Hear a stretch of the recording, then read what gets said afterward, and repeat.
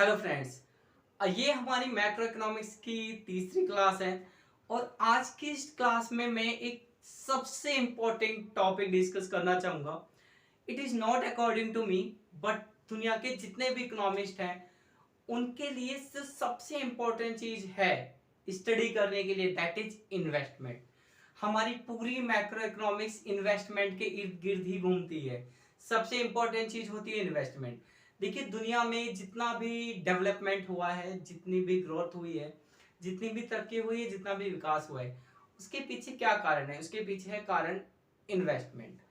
जितनी भी आज हम चीज़ें अपनी लाइफ में यूज करते हैं, जिनके साथ हम इतना कंफर्ट के साथ रहते हैं, for example electricity, means of entertainment, means of communication, means of transportation and etcetera etcetera, ये सब क्या है? ये सब कुछ साइंटिस्ट लोगों ने बनाई, कुछ या बहुत सारे साइंटिस्ट लोगों ने।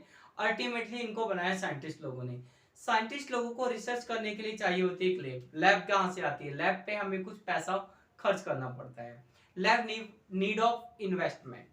तो हर चीज के लिए हमें इन्वेस्टमेंट की जरूरत होती है। तो इसलिए आज की इस क्लास में मैं जो टॉपिक पढ़ने जा रहा हूँ, ये बहुत ही इंपॉर्टेंट टॉपिक है और इस टॉपिक का नाम है इन्वेस्टमेंट फंक्शन। इन्वेस्टमेंट फंक्शन को पढ़ने से पहले हम लोगों को दो बातें पता होनी चाहिए। देखिए, जो इन्वेस्टमेंट होता है वो दो तरह का होता है। एक ग्रॉस इन्वेस्टमेंट होता है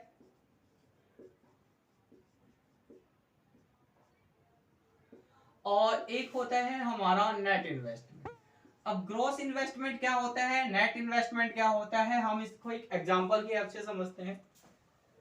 देखिए, ग्रॉस इन्वेस्टमेंट क्या होता है? ग्रॉस इन्वेस्टमेंट के अंदर डेप्रिसिएशन भी जुड़ा हुआ होता है। ग्रॉस इन्वेस्टमेंट में क्या होता है? डेप्रिसिएशन भी जुड़ा हुआ होता है। नेट इन्वेस्टमेंट में डेप्रिसिएशन घटा हुआ होता है। अब क्वेश्चन ये होता है कि डेप्रिसिएशन क्या होता है। देखिए, किसी भी चीज को, किसी भी मशीनरी को या फिर किसी भी फिक्स असेट्स को जब हम लगातार यूज करते हैं तो उसको यूज करने से उसमें कुछ घिसावट होती है, वो चीज घिसने लगती है और उस चीज की घिसने की वजह से उसकी वैल्यू कम हो जाती है। फॉर एग्जाम्पल, आप 1 लाख रुपए की बाइक खरीदते हो और 1 साल के बाद उसका इंश्योरेंस रिन्यू कराने जाते हो कंपनी के पास, इंश्योरेंस कंपनी के पास।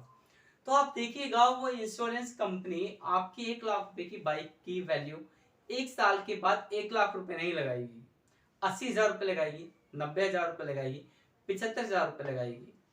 अब फॉर एग्जाम्पल उसने 80,000 रुपए लगाए। क्वेश्चन है कि उसने 1 लाख रुपए की बाइक की वैल्यू 1 साल के बाद 80,000 रुपए क्यों लगाई? क्योंकि 1 साल आपकी बाइक चली, 20,000 रुपए घट गई। तो वो जो वैल्यू घट गई है, इट इज डेप्रिसिएशन। डेप्रिसिएशन का मतलब होता है किसी चीज की वैल्यू में कितनी घिसावट हो गई है। तो ध्यान रखना, जो आपका नेट इन्वेस्टमेंट होता है, हमारा जो नेट इन्वेस्टमेंट है, नेट इन्वेस्टमेंट होता है ग्रॉस इन्वेस्टमेंट। ग्रॉस इन्वेस्टमेंट हो गया फॉर एग्जांपल आपकी 1 लाख रुपए की बाइक, और इसमें से हम डेप्रिसिएशन को घटा देते हैं। डेप्रिसिएशन था फॉर एग्जांपल 20,000 रुपए लगा, तो आपकी जो बाइक अब बची है वो कितने की बची है? 80,000 रुपए की। अब इकोनॉमिक्स में हम बाइक के जगह एग्जांपल ले लेंगे किसी मशीनरी का। मशीनरी इन्वेस्टमेंट है, तो ये हो गया आपका नेट इन्वेस्टमेंट। ऐसे ही अगर हम बात करते हैं ग्रॉस इन्वेस्टमेंट की, तो ग्रॉस इन्वेस्टमेंट क्या होता है? ग्रॉस इन्वेस्टमेंट होता है आपका नेट इन्वेस्टमेंट।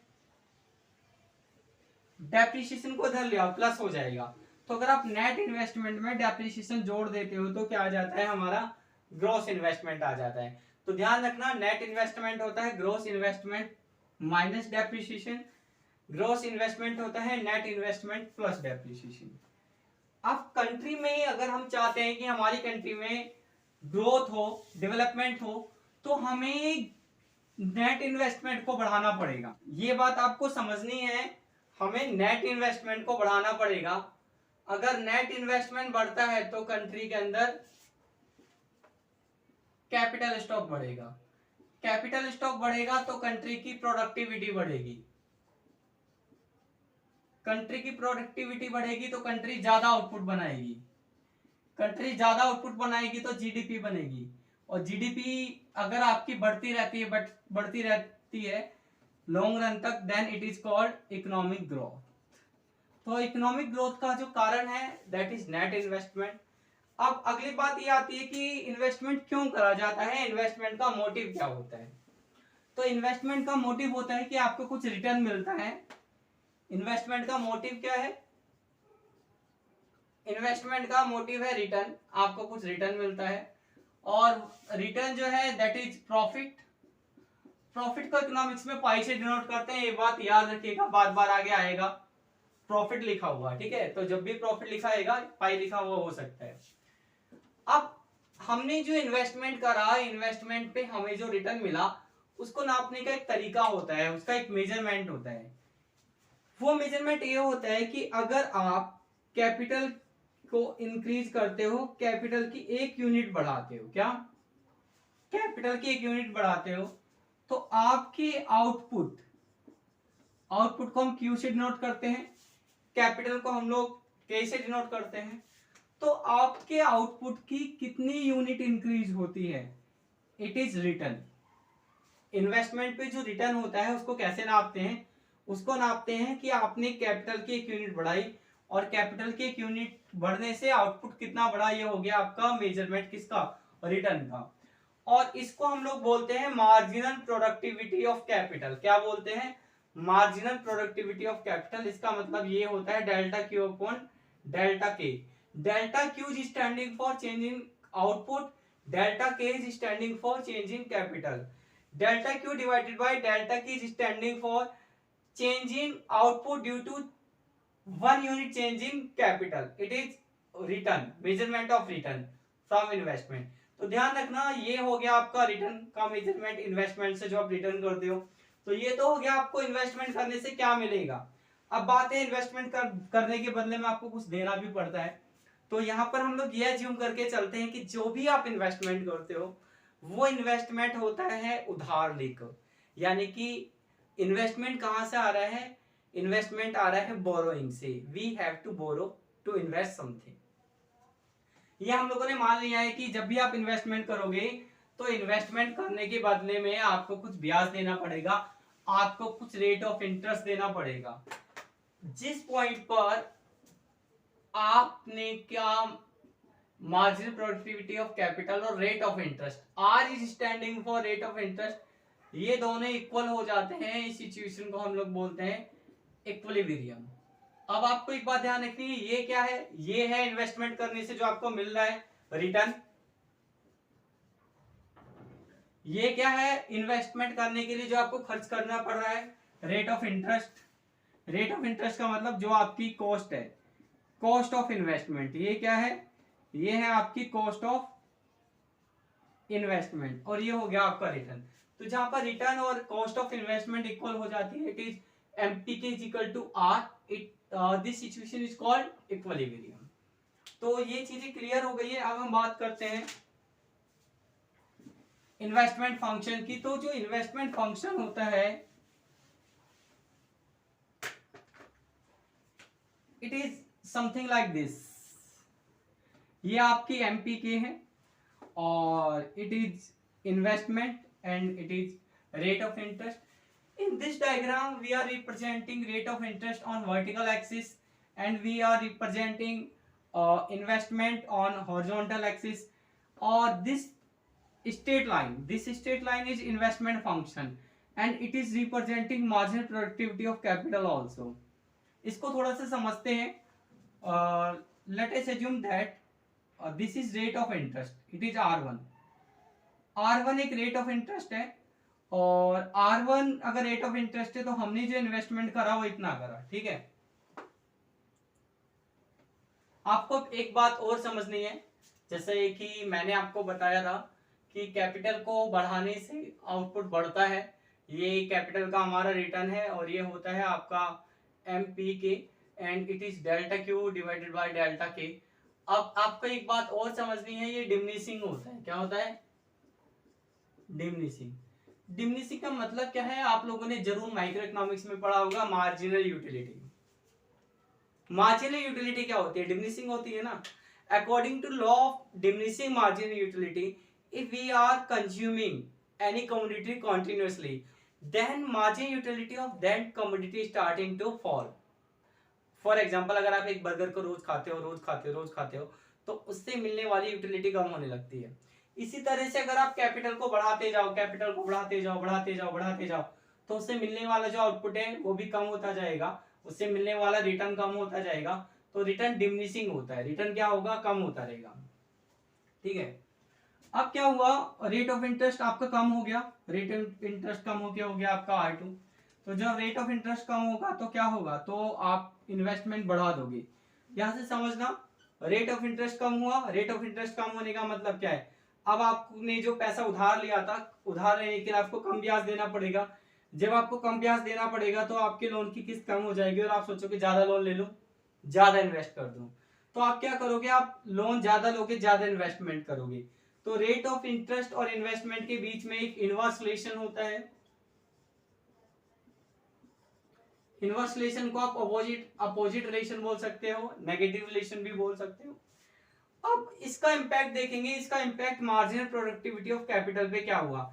तो मैंने आपको पहले बताया था कि जब आप इन्वेस्टमेंट बढ़ाओगे तो इन्वेस्टमेंट के बढ़ने से क्या होगा, कैपिटल बढ़ेगी।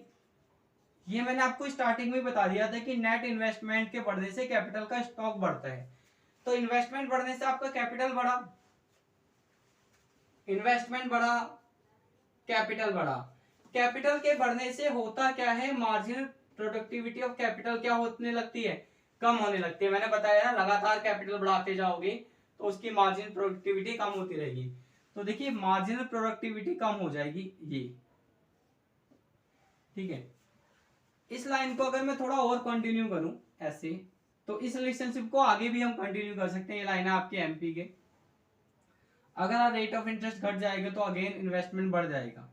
तो आपको ध्यान रखना है, जैसे जैसे आप इन्वेस्टमेंट बढ़ाओगे वैसे वैसे कैपिटल बढ़ेगी और वैसे वैसे मार्जिनल प्रोडक्टिविटी ऑफ कैपिटल क्या होने लगेगी, कम होने लगेगी।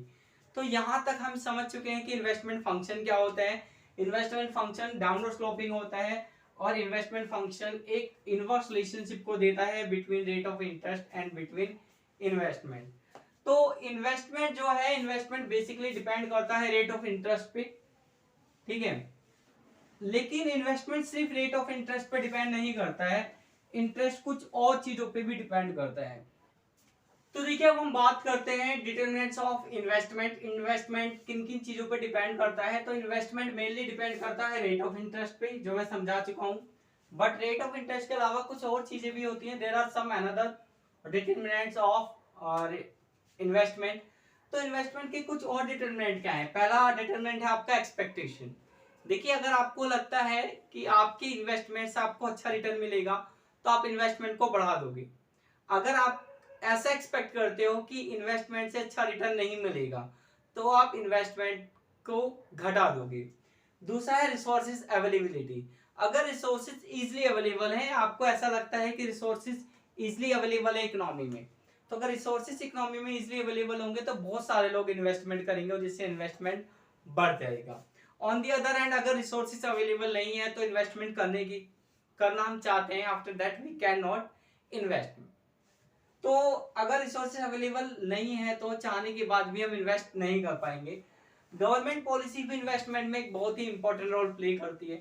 जैसे कि आप हाल ही में देख रहे हो गवर्नमेंट क्या कर रही है, प्राइवेटाइजेशन कर रही है। गवर्नमेंट अपने डिपार्टमेंट को बेच रही है, वहां पर डिसइन्वेस्टमेंट हो रहा है। तो इस तरह का जो एनवायरनमेंट होता है वो प्राइवेट कंपनियों के लिए बहुत फेवरेबल होता है। प्राइवेट कंपनी चाहती है इस तरह का एनवायरनमेंट हो इकोनॉमी में। तो इस तरह की अगर गवर्नमेंट की पॉलिसी रहेगी तो इन्वेस्टमेंट बढ़ेगा। अगली चीज होती है कंपटीशन। अगर मोनोपोली है तो इन्वेस्टमेंट कम होता है और अगर कंपटीशन है तो इन्वेस्टमेंट बढ़ जाता है। अब हम बात करते हैं बिहेवियर ऑफ इन्वेस्टमेंट की। तो बिहेवियर ऑफ इन्वेस्टमेंट के बारे में दो अप्रोचेस हैं। पहली जो अप्रोच है उसको हम लोग बोलते हैं एक्सेलरेट मोड।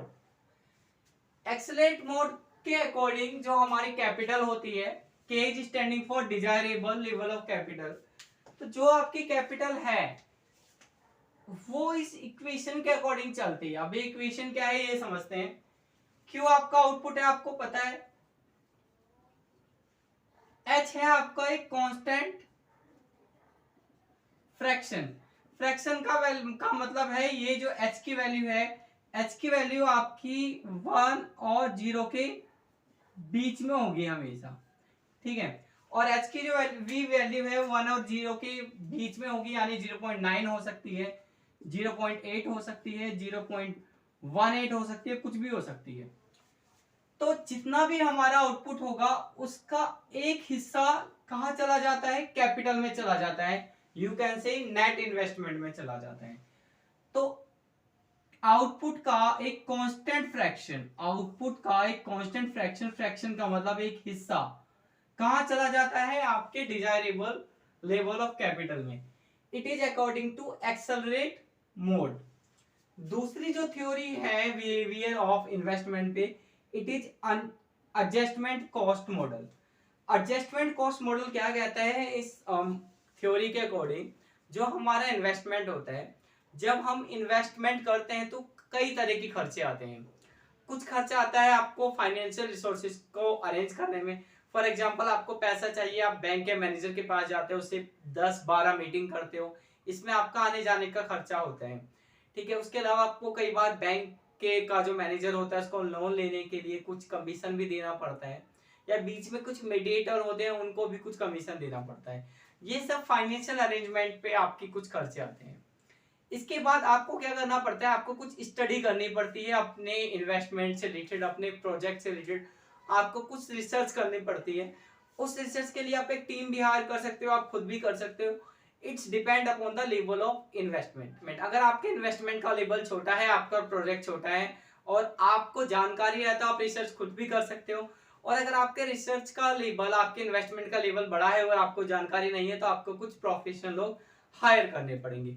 तो फाइनेंशियल अरेंजमेंट पे आपका कुछ खर्चा आता है, रिसर्च और स्टडी करने पे आपको कुछ पैसा खर्च होता है। उसके बाद आप कुछ मशीनरी खरीदते हो, आपने जो मशीनरी खरीदी उस मशीनरी को आप इंस्टॉल कराओगे, तो मशीनरी को इंस्टॉल करने पे भी पैसा खर्च करना पड़ता है। फॉर एग्जांपल आपने किसी दूसरी कंट्री से एक बहुत बड़ा मशीनरी का सेटअप मंगाया, फॉर एग्जांपल जापान से। अब उस मशीनरी का जो सेटअप है उसको इंस्टॉल भी करना पड़ेगा, उसके लिए भी कुछ अलग प्रोफेशनल लोग आएंगे, वो वहां पर आके इस पूरे सेटअप को इंस्टॉल करेंगे, उस पे भी आपका पैसा खर्च होता है। उसके बाद आपको वर्कर्स को ट्रेनिंग देनी पड़ती है। फॉर एग्जांपल जैसे अगर आप देखोगे आज की डेट में बैंकिंग सेक्टर में, सारे बैंकिंग में सारा काम कंप्यूटर्स पे होता है, लेकिन आज से 30 साल पहले, इवन आज से 20 साल पहले भी सारा काम कंप्यूटर पे नहीं होता था। कुछ बैंक के ऐसे कर्मचारी हैं जिनको बैंक में काम करते करते 30 साल से ज्यादा हो चुके हैं। जब बैंक ने उनको अपने यहाँ पर हायर करा था तो उनको कंप्यूटर चलाना नहीं आता था, क्योंकि उस टाइम बैंक में भी कंप्यूटर पे काम नहीं होता था। उन लोगों ने बिना कंप्यूटर के कुछ साल तक काम करा, उसके बाद नई टेक्निक आई, बैंक में कंप्यूटर यूज होने लगे, तो सभी बैंक को अपने वर्कर्स को ट्रेनिंग देनी पड़ी कंप्यूटर पे काम करने में। यहाँ पर भी उनका पैसा खर्च हुआ ट्रेनिंग देने पे। तो ये जो खर्चा है इट इज एडजस्टमेंट कॉस्ट। इस तरह का जो खर्चा होता है इन सब कॉस्टों को हम लोग बोलते हैं एडजस्टमेंट कॉस्ट। तो एडजस्टमेंट कॉस्ट थ्योरी ये कहती है जो आपका जो इन्वेस्टमेंट है वो सिर्फ ये नहीं है कि आपने कितनी मशीनरी खरीदी और आपने मशीनरी को इंस्टॉल करा, उसके अकॉर्डिंग ट्रेनिंग देने पे भी पैसा खर्च हुआ है, रिसर्च करने पे भी पैसा खर्च हुआ है। तो इसलिए आपका जो इन्वेस्टमेंट का डिसीजन है, इन्वेस्टमेंट के डिसीजन पे और भी बहुत सारे पैसे खर्च होते हैं। आपके पैसे खर्च हुए ट्रेनिंग देने पर, आपके पैसे खर्च हुए बैंक के मैनेजर को कमीशन देने पर। इसलिए इन्वेस्टमेंट का डिसीजन बहुत सोच समझ के लेना चाहिए। शॉर्ट रन में अपने डिसीजन को चेंज नहीं करना चाहिए, डिसीजन को बार बार नहीं बदलना चाहिए। अगर डिसीजन को बार बार बदला जाता है, डिसीजन को बार बार चेंज करा जाता है, तो आपका जो इन्वेस्टमेंट है, आपके इन्वेस्टमेंट का जो डिसीजन है वो डिसीजन सही से काम नहीं करेगा।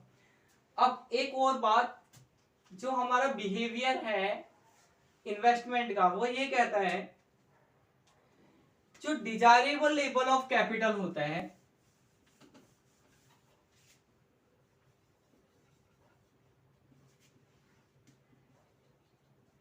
Desirable level of capital,